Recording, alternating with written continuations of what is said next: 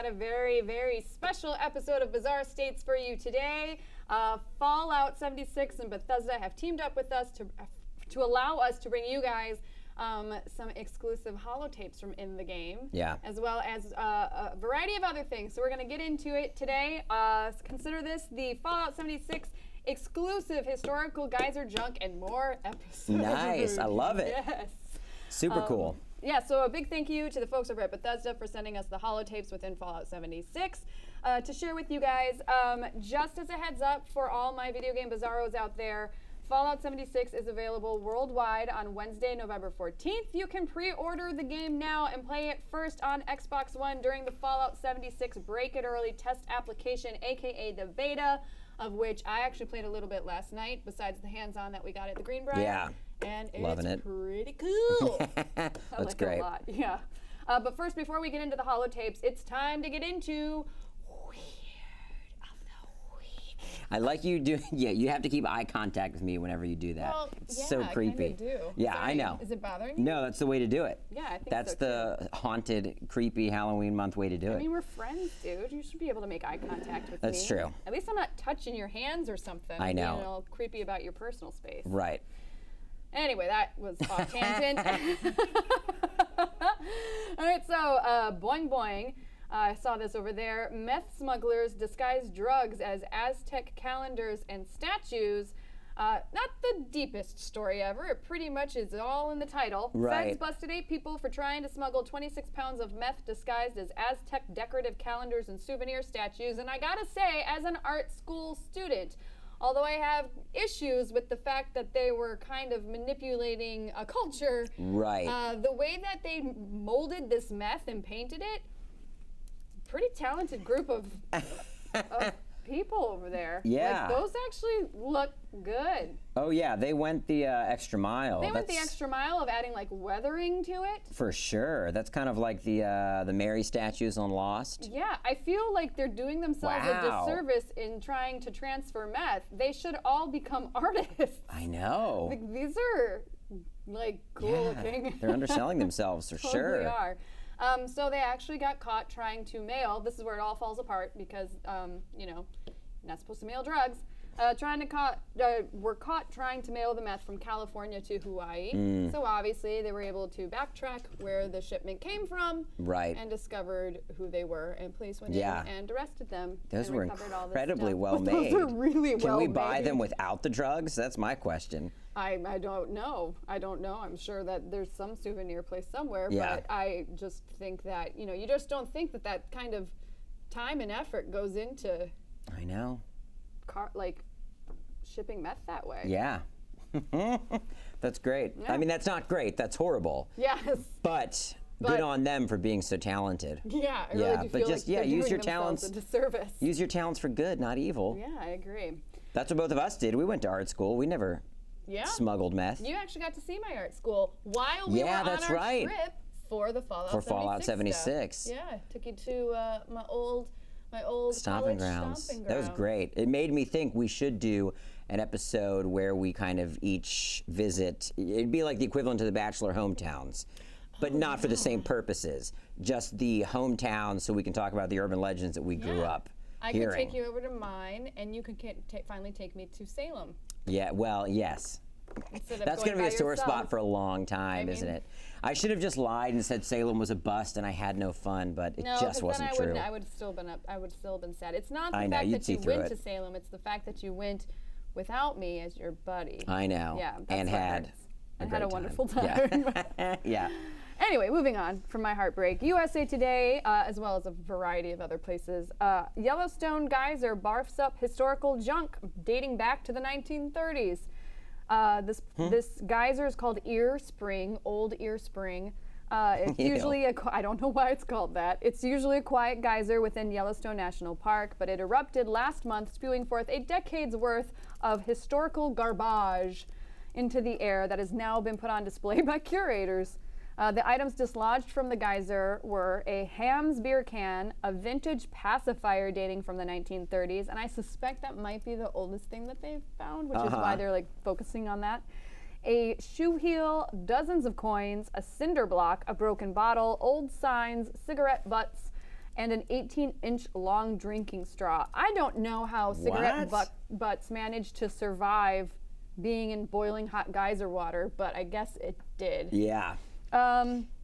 Despite the items, some of the items having historical value, which that is the pleasing part, the downside is that these items could have permanently damaged the Old Ear Spring geyser, which hadn't erupted since 1957. The park has posted a picture of the items followed by the statement, "Please don't use the springs as a trash can because foreign objects can damage the hot springs and geysers by basically clogging them." Right. So, hello, people, stop being dirt humans yet again and ruining things. And just throw your trash away in trash cans, I feel please. like oftentimes that's the origin. I mean, that's the moral of stories we tell is just don't be trash humans. Yeah, I feel like that's mostly so many stories end that way. Doing. Hey, did you ever, as a kid, make a time capsule and bury it? No, I have not. Sorry, I'm moving my mic here. No, it's fine. Give me a hot second. I have not. However, I have thought of, I guess the closest would be to make a treasure box for Nuggetron and burying it in the backyard and making like a pirate's map and having him find it and have to dig it up. Years from now? Yeah, Or I'd give you it a mean couple. right away? I'd give it a couple years. Yeah. I used to bury time capsules all the time, and I would forget where they were. Oh, yeah. So there's probably like 13 in my backyard You know in what? Maryland. Oh my God, you just kickstarted my memory. Yeah. I have done that once. I bet. I feel like I did that most kids do. One time, I have no idea what I buried. I just remembered that I had a box that I put stuff in and buried at a section of my mom's garden. So if there's anybody in Batavia, give the home address right now. If there's anybody in Batavia, Illinois, in a gray house on Iroquois Street, Yikes. You might have my toys in your backyard. I was gonna say mine were always just full of. I put like a Ninja Turtle head in there. It was never anything that would have provided any it's insight. Like kid stuff. It's kid stuff, but it would be cool. I'd love that Ninja Turtle toy now. Yeah. Yeah, but I always forgot where they were. What made you think of a time capsule? Because this was kind of like an exploding time capsule. Yeah, I mean, true. It was more of a time trash receptacle. Which is essentially what I guess a time capsule is. Right. And it's just a bunch of people's junk that they don't want anymore that they shove into a capsule and put in the ground. Yeah, I want to go and find one. There's one, I'm fascinated by them.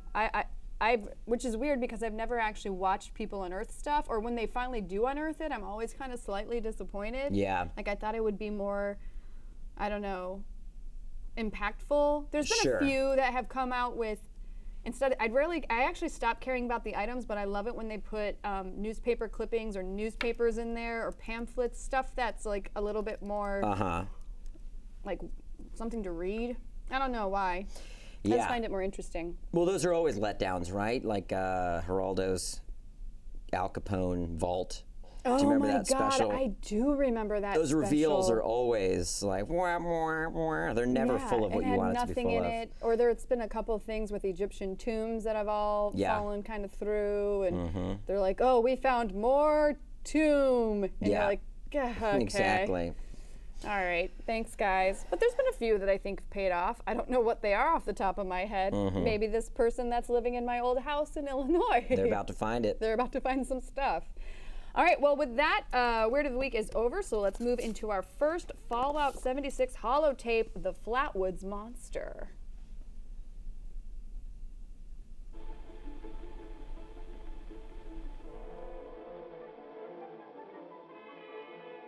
Welcome back, dear listeners. It's time once again to put aside all you think you know, all you believe to be true. Time to open your mind to the strange, bizarre, and sometimes terrifying world that exists in the shadows and fringes of our own, where myth, legend, and rumor are made real. Yes, it's time for more thrilling tales from the West Virginia hills. Tonight's episode, Who Goes There?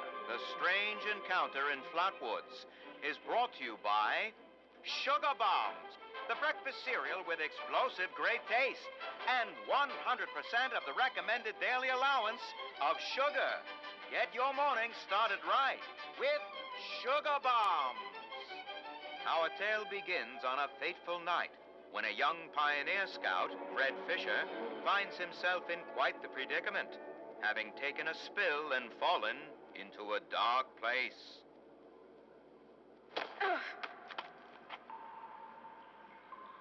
Where am I? Jack? Biff? Mr. Bailey? Can anybody hear me? I can hear you. Who's there? I can't see you. Me. My name's Sally.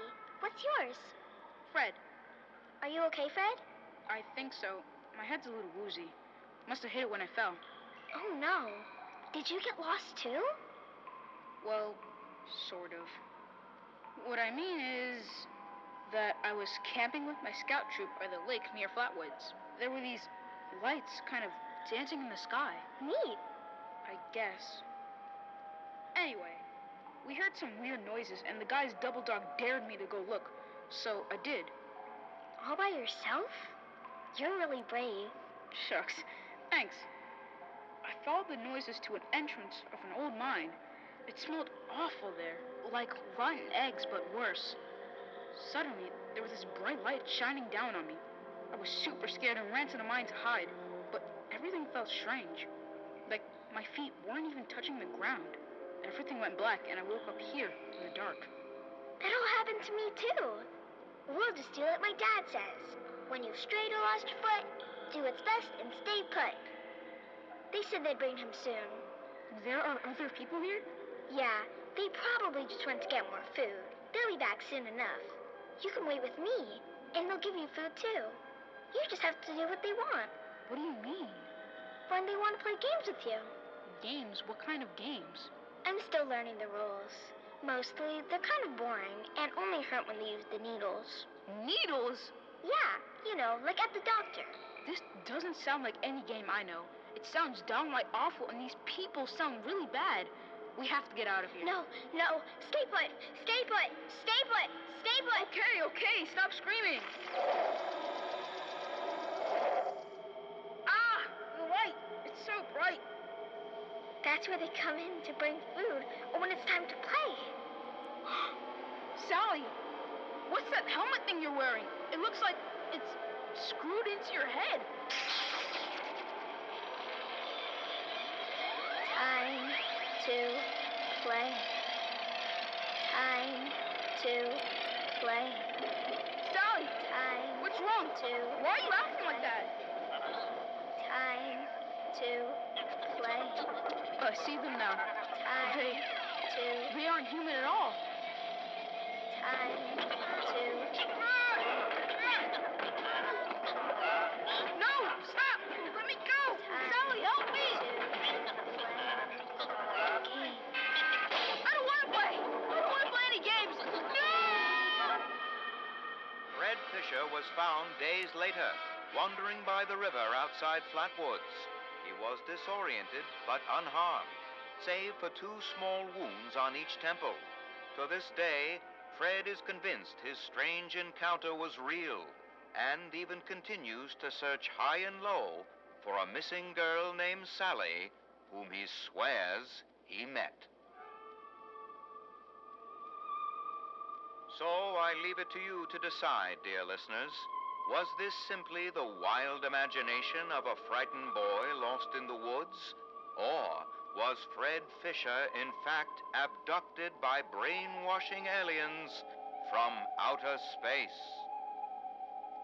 Be sure to tune in next week for another thrilling chapter of Tales from the West Virginia Hills.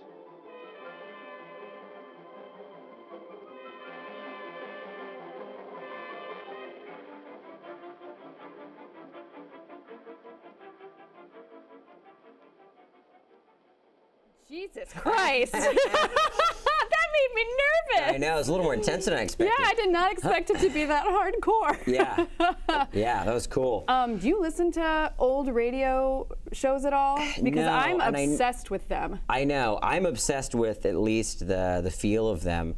But I think what it makes me think of more than anything is like the old narrations from even like the Haunted Mansion and things like that. Like I was telling you about the Witch Museum in Salem, the old voiceover is that energy of like, hysteria broke through, all this stuff. Yeah. But no, I don't listen to old radio shows like you do. I'm obsessed. They're very soothing, also frightening. Yes, well, that's the weird thing. I absolutely love them because, the voices, something about the voice and just the way that they present things. But the thing that I thought was really smart that they did was to interject with the ad buy for sugar bombs. Right. Because no joke, some of my favorite old radio shows are horror shows. So the scary ones, like I'm trying to think the names off the top of my head. It's been a while since I've listened to them, but they'll do that thing where they'll kind of have this terrifying intro, and then suddenly it'll be like, brought to you by Dove Soap. Yeah, exactly. And you're just like, what? Yeah.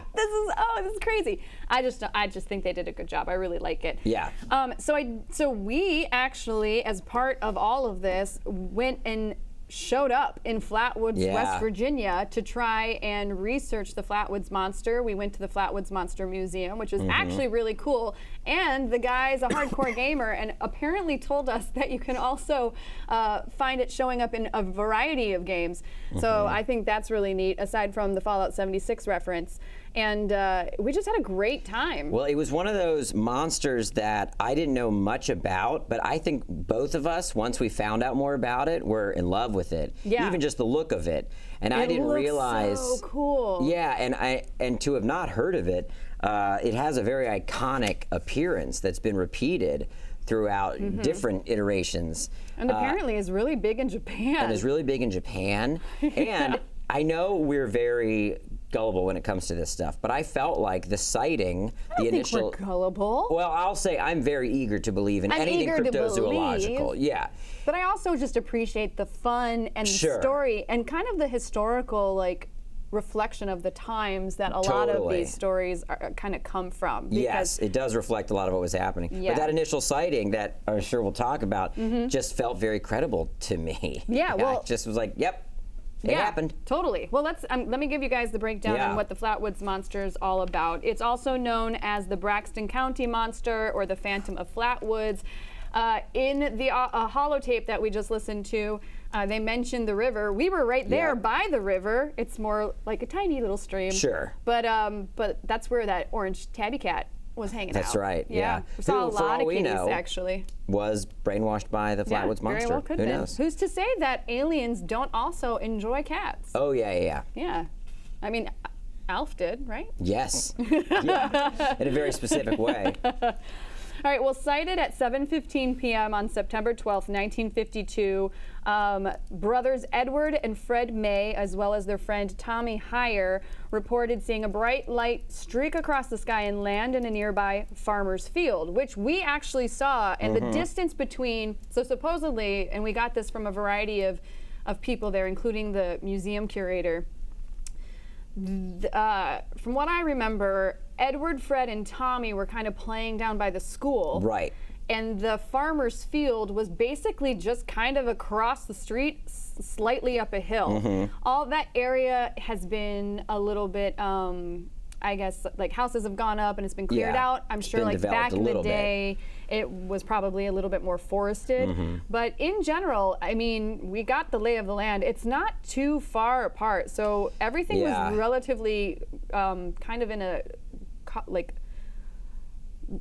what's the word I'm looking localized, for? compact. Localized. Well, compact is what I was trying to find. Compact area. And speaking topographically, if that's the right word, it's all still pretty similar. It's not like there's a Walmart there now. No, it's out. Yeah, it's the field out in where the they country. supposedly were playing, and then the hill that it flew to. Yeah, it's all intact. The three reported seeing a bright light streak across the sky and land in a nearby farmer's field. The boys then ran to their house and got their mother, Kathleen, as well as some other local boys and a National Guardsman by the name of Eugene Lemon, and had everybody follow them back to the spot where they supposed it, air quotes right now, I'm doing air quotes, landed, because they didn't know what it was up to this point. I mean, they still don't know what it was, but they now have at least some kind of an idea. So they didn't know what to expect. They climbed the top of the hill, and where they saw kind of a flashing red light, Eugene Lemon shined his flashlight to where the red light was. Lots of lights happening in that sense. And saw what he said looked like a tall man-like figure with a round red face surrounded by a pointed hood-like shape. Kathleen, who I believe also kind of drew the famous police sketch. I believe so. Of it, and that is kind of what all of the images of the Flatwood Monster looks like, or is based off of, that you run across now.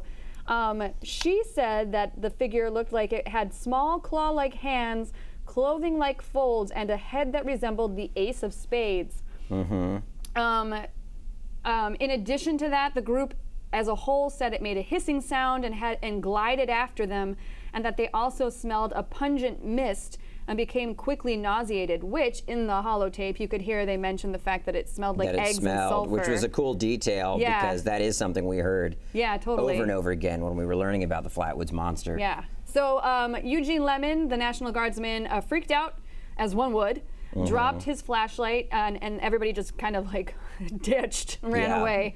According to former news editor Holt Byrne, newspaper stories were carried throughout the country, radio broadcasts were carried on large networks, and hundreds of phone calls were received from all parts of the country saying that they all had seen something. Yeah. So, yeah, it was kind of a cool little space to be in. We hung out there for the better part of the day, both the museum and the location where they said they actually had seen this Flatwoods monster. And yeah, it was really, really just super cool to see. And the game, the way the monster looks in game is so cool because it harkens back even to the original Police sketch, but then it has just such a more menacing presence, and it almost looks like the more detailed version of that kind of foggy Police sketch. Yeah. And is super creepy. That looks cool. But what I wouldn't give to see that thing fly over my elementary school field. Yeah. It's basically the equivalent to my goblin story from when I was a kid, and I told a bunch of people I saw a goblin, but they all just thought I was crazy. Whereas these kids went and got other adults, and they all saw this thing, and all their sighting was corroborated. And I can't think, the one thing that always makes me hesitate, not the first one, hesitate when it comes to these stories is there anything that they could have gained by telling a story like this? Is there some sort of, I don't know, notoriety or something that they're craving? And when we went to the museum, he had a lot of pictures of the folks, and he kind of had a lot of more detail, and then other people's corroborated stories. It wasn't just them, it was other folks that actually wrote in over time. It's just that this was the most famous sighting. And nothing other than just like mild local attention, or at least just general attention from the eastern side of the state. Yeah. It didn't suddenly shoot them up into, superstardom. Right. It doesn't feel like any of the witnesses utilized this or exploited it for gain. Not like the Amityville house. Yes, exactly. That's what I mean. They claimed this happened so that they could sell a book and make money. It doesn't seem like that was at the root of this experience for these people. Not at all. Which leads me to believe whether it was the Flatwoods monster as an actual alien craft / UFO kind of thing or not, they definitely saw something. I know some people have said, well, maybe it was a asteroid that didn't break up and it just happened to land there, which would account for the smell and the hiss. But it all seems a little, even with an asteroid, wouldn't there be the remains of the asteroid if it managed to land into the Earth and glow? And then wouldn't there be, even if it managed to somehow burn itself off after it landed, wouldn't there be an indentation? And nobody talks about that at all. So I just think it's really, I think they saw something. I agree. And I love, I'm a monster guy. I'm a monster guy. You're a monster guy. And one of the things I like about the Flatwoods, and I remember thinking this when we first heard about the Flatwoods monster, is that it does seem to be some kind of hybrid between cybernetic or alien tech with creature. Yeah. And I think that's super cool. And again, if it's housing the creature, or if it's, is the smell, it's fumes, or is it the smell of the alien inside? I don't know. I like trying to unpack all those. He's a stinky boy. Is he a stinky boy? That's the number one question on my list is the Flatwoods monster a stinky boy? I love how he's moving though. Boy. Yeah. So creepy. There's still something spectral about it.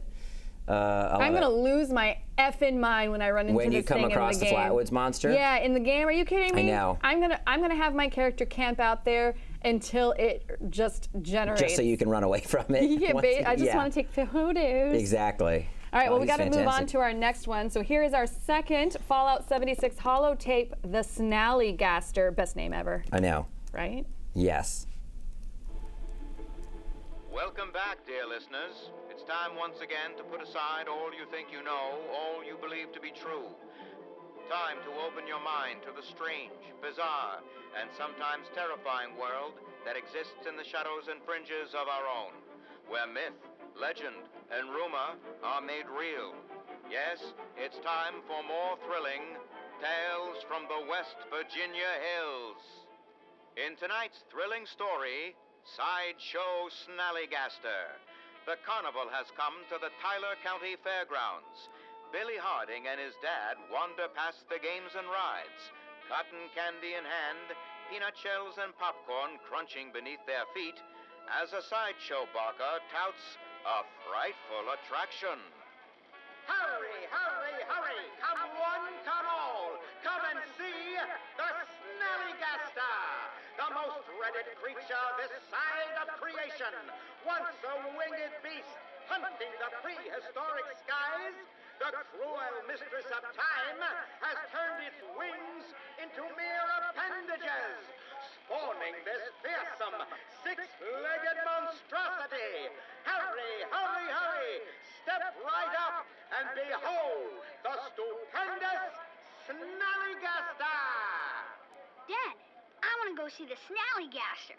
No, hogwash. Sideshows are a swindle, Billy. All just smoke and mirrors. But he said it has 6 legs. Trust me, son.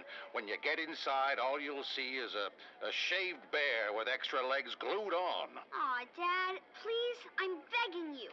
Billy! Billy! Whoa, whoa, slow down there, champ. Sorry, Mr. Harding. Hi, Teddy. Were you just in there looking at the Snallygaster? My dad says it's a fake. I tried, but it costs 5 tickets. 5 tickets?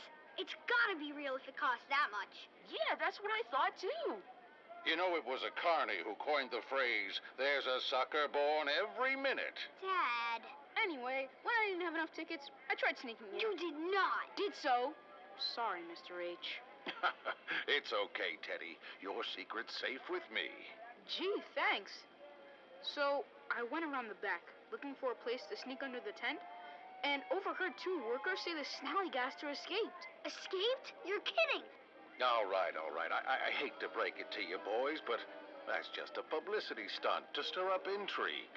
Those men were scared stiff. What should we do, Dad? Well, I'll tell you what I'm going to do.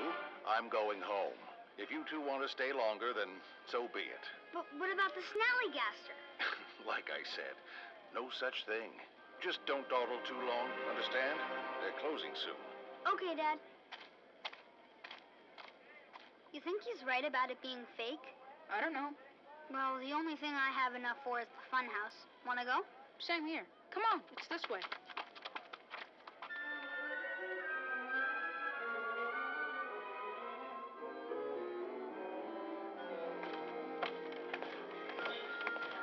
Wow, this funhouse is bonkers.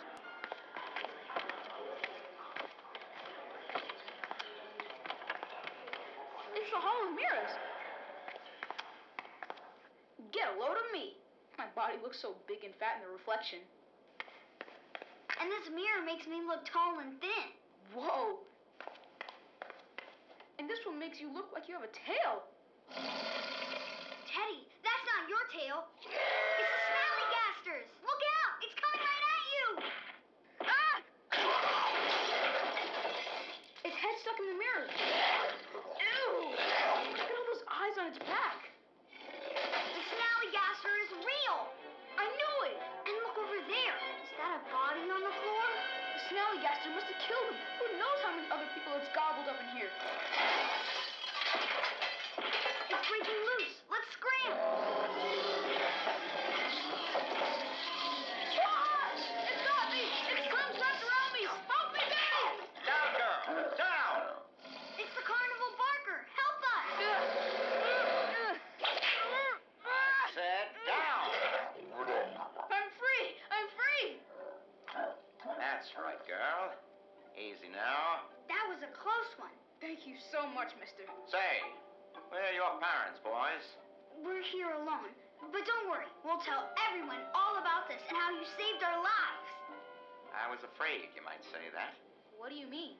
What I mean is that there's good publicity and there's bad publicity. And I always need to make sure I'm in control of both. A close call like this could be the end of business. And I can't risk that now, can I? But, mister, we won't tell anyone if you don't want. We swear it. Don't we, Teddy? Cross our hearts and hope to die? Well, now, I couldn't have said it better myself. Supper time, girl. The next day, the carnival pulled up stakes and moved on to the next town, because the show must go on at any cost. Be sure to tune in next week for another thrilling chapter of Tales from the West Virginia Hills.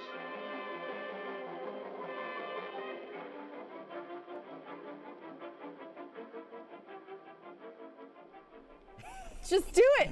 What happened at What do the you mean? end? What do you mean what happened? He made the Snallygaster eat the kids. That's what I thought. The kids, they actually... But once again, I wasn't What? ready. Bethesda, what? I can't believe you did that. I was like, oh, actually okay, it's had all them over. eat the children. Yeah. Dear God.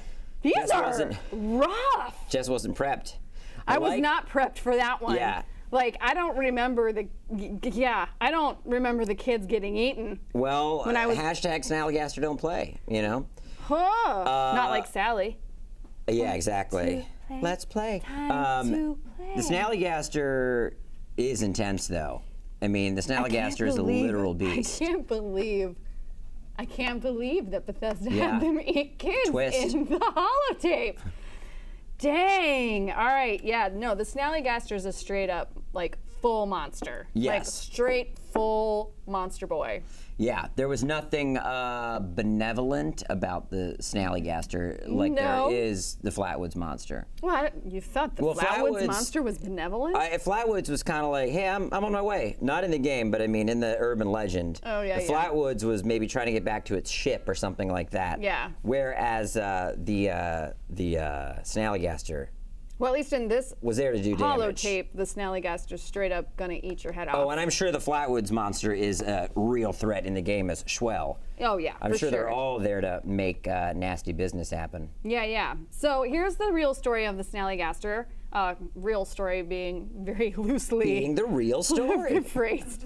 The urban myth Yeah. of the Snallygaster. It inhabits central Maryland, in particular Frederick County, Maryland, the Washington and D.C. metro area. And the Snallygaster is said to be a dragon-like beast. You said it was kind of close to where your sister lives? Yeah, the Snallygaster, growing up, I heard that name as much as, if not more, than other Maryland urban legends like the Goat Man, Prince George's County. Frederick County is not far.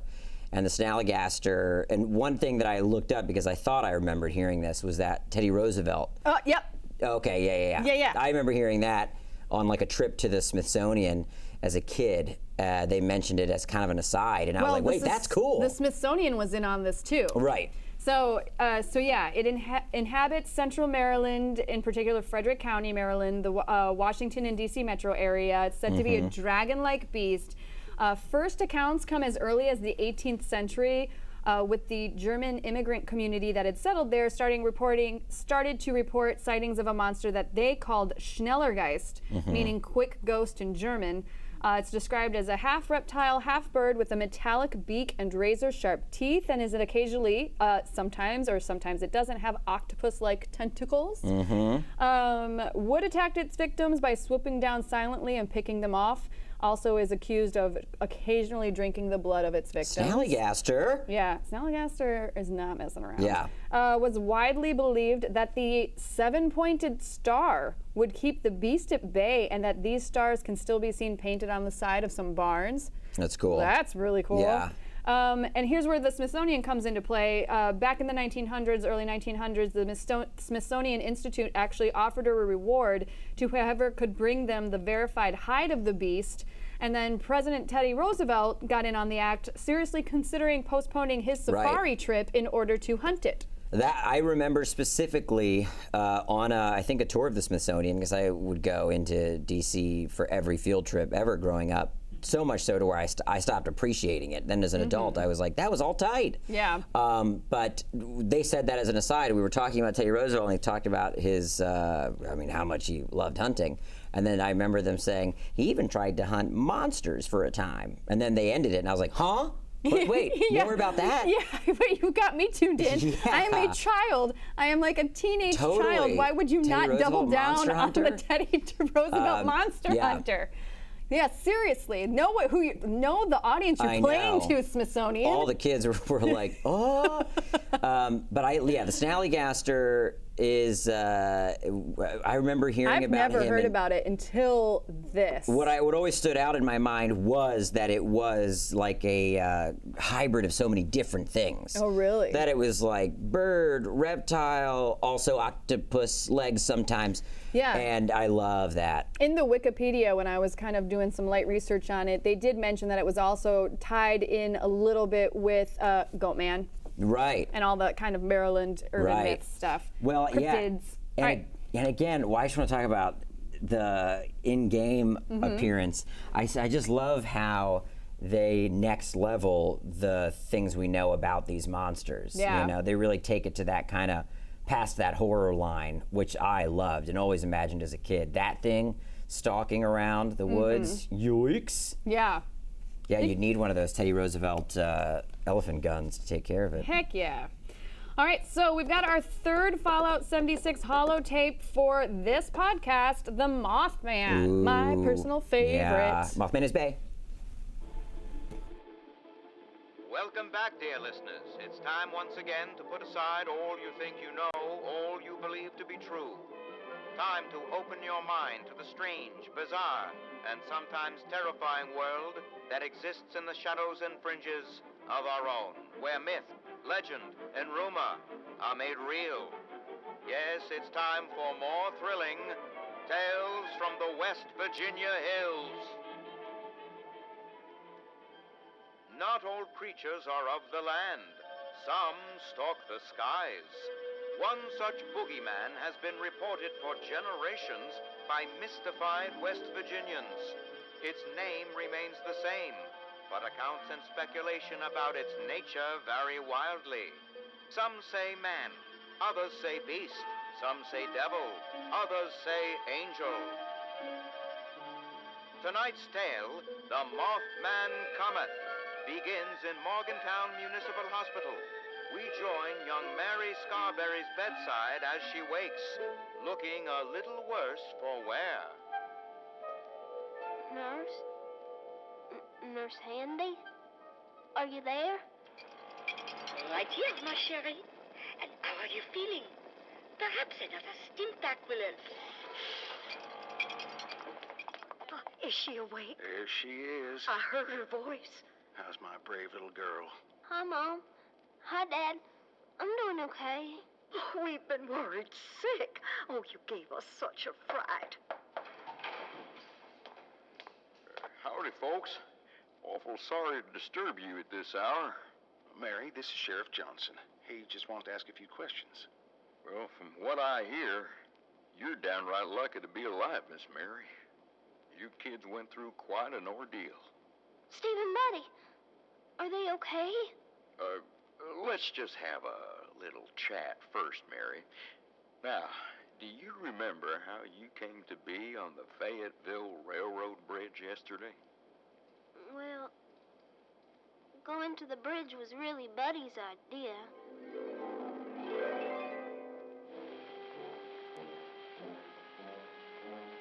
Come on, Mary. Don't whip out.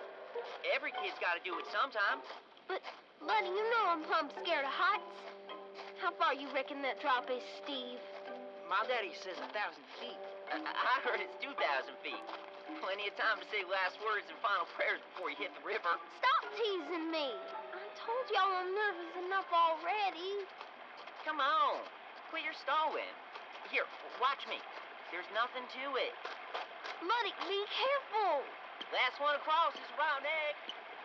Here goes. Atta girl. Come on. Slow down. Gotta take my time. You're doing swell, Mary. Oh, no. I don't think I can go any further. You can't chicken out now. Just put one foot in front of the other. Hey, y'all! Look! Up in the sky! Dang! What is that? It's too big to be a bird. Wait, I know what it is. See how its eyes are glowing red? It's the Mothman!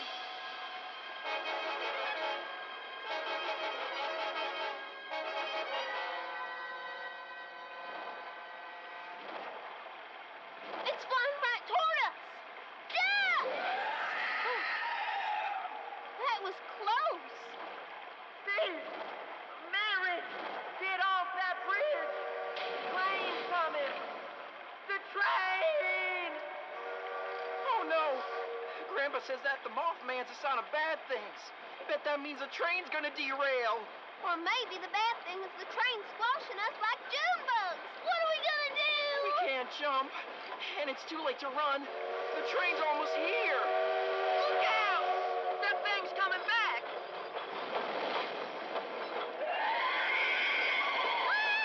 Steve!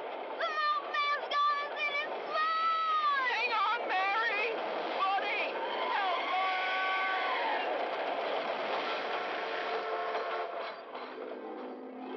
The last thing I remember is the Mothman snatching me and Steve just before the train ran us over. Sheriff, I know it sounds crazy, but I reckon it saved my life. Well, now that's quite a tale, Mary. You do believe me, don't you? I swear that's how it all happened. Just ask Buddy and Steve. They'll tell you the same story. Go on, ask them. Mr. and Mrs. Scarberry, could I speak to you outside a moment? Of course. Sweetheart, we'll be right back. You just get some rest. Nurse, could you please get her something to eat? Right away, madame. One Salisbury steak with extra gravy coming up. We'll have you right as rain in no time, ma chérie. What do you think, Sheriff? Mary's not one to fib, but that story. All I know is that she was found unconscious by the river without so much as a scratch. So then you think she was telling the truth about this? Mothman saving her and those boys? Well, that's the thing about it, ma'am. Those other boys weren't as lucky as Mary. The grim truth is that both were found dismembered way up in the top of a tree. On top of a... Oh, you don't think... What's that sound? It sounds like a...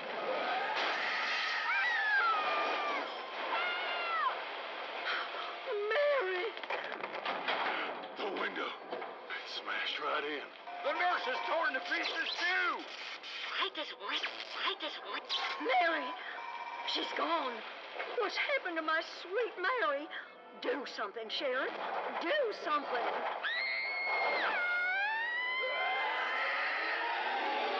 Yet another chilling reminder, dear listeners, to always watch your back, your left, and your right.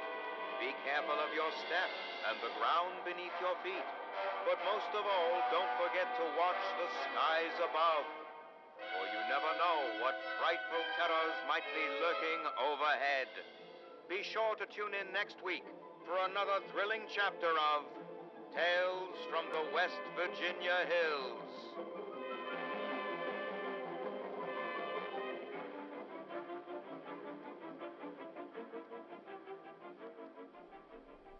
Yeah. So we were discussing What earlier the Mothman. what we think he sounds like, and for some reason I just keep thinking he sounds like. He would sound like that, Right? but huge, massive. But like with an echo effect. Yeah. Yeah. And the wings wouldn't. The Like wings if this would was an sound like. ASMR video, I would kill it right now. Yeah, Mothman ASMR. And the wings would be all big and leathery. It'd just be terrifying. Yeah. It'd be terrifying. So the Mothman is one of my, if not absolutely my favorite cryptid Yeah. of all time. I don't know why. The Mothman and I.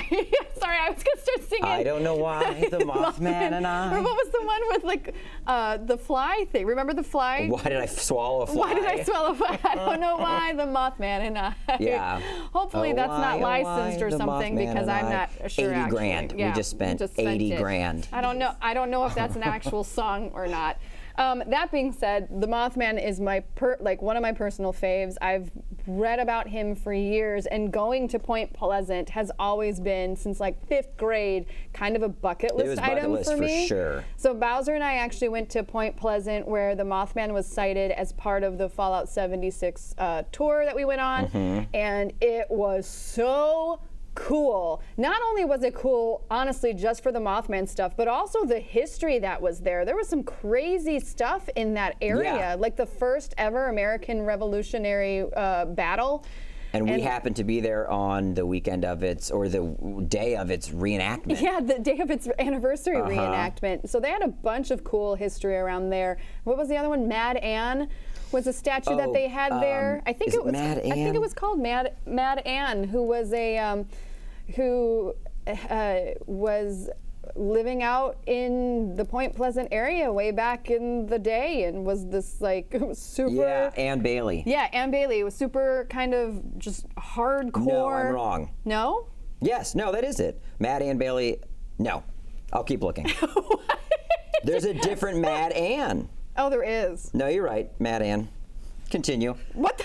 Well, What? because I got confused. The Mad Ann that I looked up, it said that her birthplace was Liverpool. Yeah, she does. She was born in England, and then she came over that. when she married another man from the area. Yeah, and then she sailed to America. She lived in Virginia. Yeah. Yeah. That is Mad Ann Bailey. So that weird roundabout trip that Bowser just took us on. Myth busted. Myth busted. It actually is Mad Ann Bailey, who lived in that area, and she was a total badass, and I absolutely loved her. So that, aside from just the Mothman stuff, made Point Pleasant probably one of my favorite stops on the trip.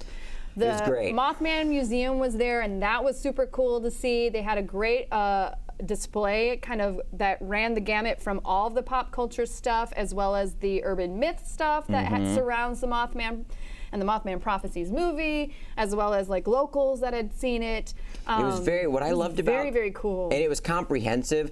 I think a lot of times, and not to bring up Salem again, but a lot of the stuff in Salem was about debunking myths, which I think is great because there's misconceptions around that time. But the Mothman, it included everything that they know that was factual about the bridge collapse and all these things, but it did buy into the urban legend monster-ness of it all. Yeah. And you still had all these different drawings and maquettes of what this creature could look like. So it didn't shy away from maybe some of how it's been embellished over the years. Yeah, it kind of gave you the different sides to the same coin. Yeah.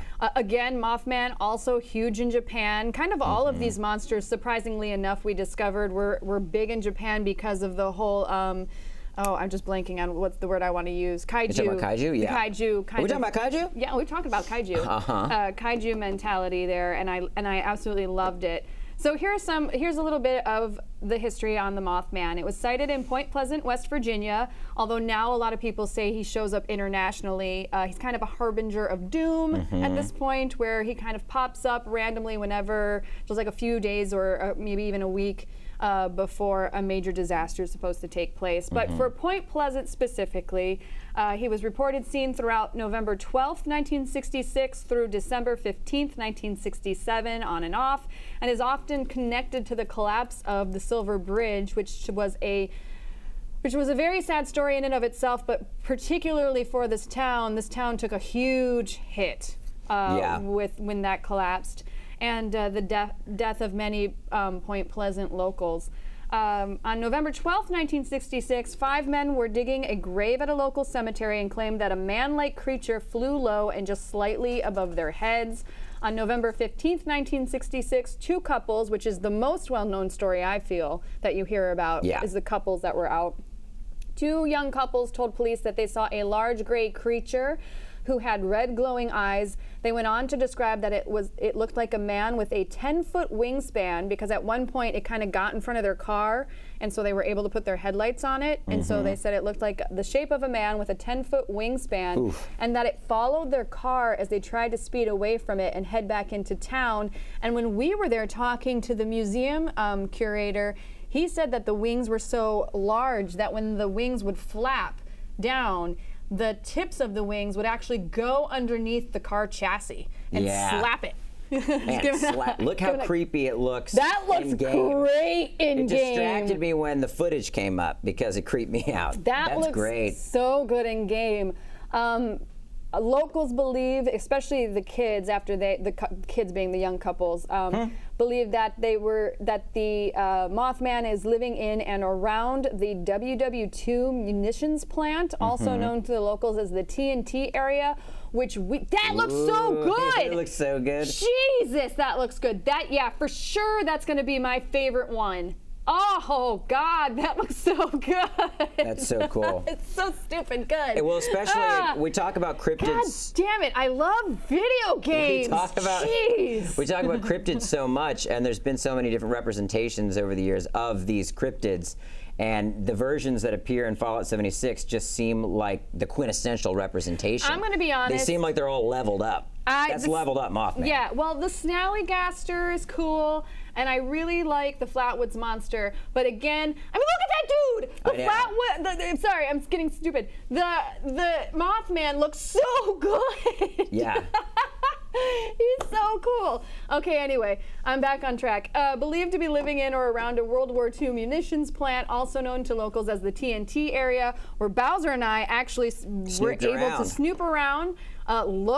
We found a couple of the old bunkers where they stored the TNT. I also completely understand why now in all the Fallout games there's gigantic annoying mosquitoes, because oh my God. Based on the real thing. Based on the real thing, we were bitten to death. Oh, that was the worst. We weren't scared of walking into a dark TNT bunker alone. But the mosquitoes were terrifying. The mosquitoes were so bad that at one point I actually went into the TNT bunker by myself in the dark to get away just to escape the mosquitoes. I know. Probably very similar to what you're going to have to do in game. Just saying. Over the course of the next several days after those two young couples reported it to, firemen reported seeing it as a large bird with the large red eyes. And after the December 15th, 1967 collapse of the Silver Bridge and the death of 46 people, the incident just kind of reinforced and gave rise to the legend and connected the Mothman sightings to the bridge collapse, thus why he's a harbinger of doom. So it's kind of all intertwined. We heard another story about a couple remember somebody told us, it may have been the curator of the museum, that a couple came across the Mothman inside of the TNT factory on a catwalk, and he was just standing there. Yeah, and he was just standing there, and the man in the couple was so close to it, he said, I could have reached out and touched him, and I thought...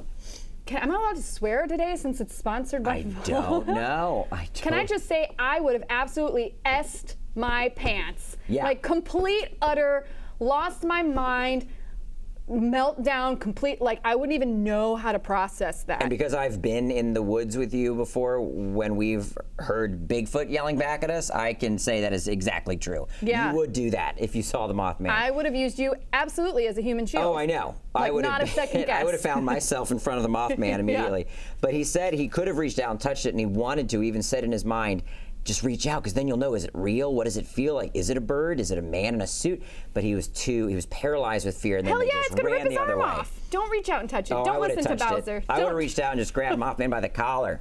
Don't do that. Yeah. All right, just really quick before we wrap things up, I just want to also say a lot of people have a tendency to roll their eyes when they hear about cryptids like this. Having been to these locations and seen how thick the woods are there, and how little the towns are, and how there's big kind of just areas of forest that nobody even goes to, I absolutely 100% think that if there is something that exists, it absolutely could potentially not be found by living in these areas because it Totally. is so thick and wide, and there's like tons of gigantic mountains everywhere. Like, I there's know. no way. Driving through West Virginia, all I could think about was how many monsters are out there. Yeah. It's just it makes So sense many. that it's set in the West Virginia hills because there's just so many good hiding spots. Yeah, it's great. Also, the area is just really, really cool to be in. Yeah. So, thank you again to Bethesda and Fallout 76 for letting us take you on this in-game cryptid journey. We will have another set of holotapes for you guys next Bizarre States on Wednesday, October 31st. As a reminder, Fallout 76 is available worldwide on Wednesday, November 14th, but you can pre-order the game today and play it first on Xbox One during the Fallout 76 Break It Early Test application, aka beta. We got our hands on it. I played it again last night. It's really good. I highly recommend you guys check it out.